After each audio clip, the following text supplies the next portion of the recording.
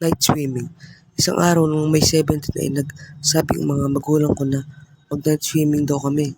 Kaya ang nangyari, nagluto, nagayos, naghanda ng mga gamit. Pagtapos nun ay nag-usap muna kami at nung gabi na ay umalis na kami nun.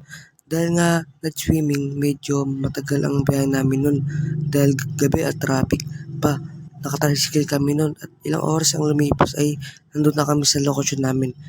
At nung pagkapunta namin ay pumili muna kami at kumuha ng card o ticket para makapasok kami. At nung makapasok na kami ay ang laki ng swimming pool. Mga nasa 6 yung swimming pool dun, kaya sulit sa amin yun.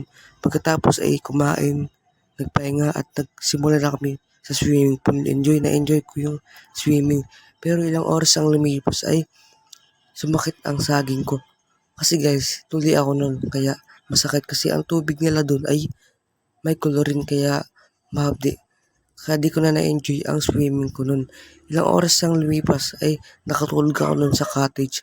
At mga 4 ng gabi ay umuwi na kami nun.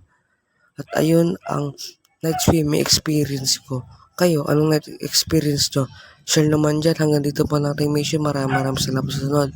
Like, comment, and subscribe. At ito na ang shoutout.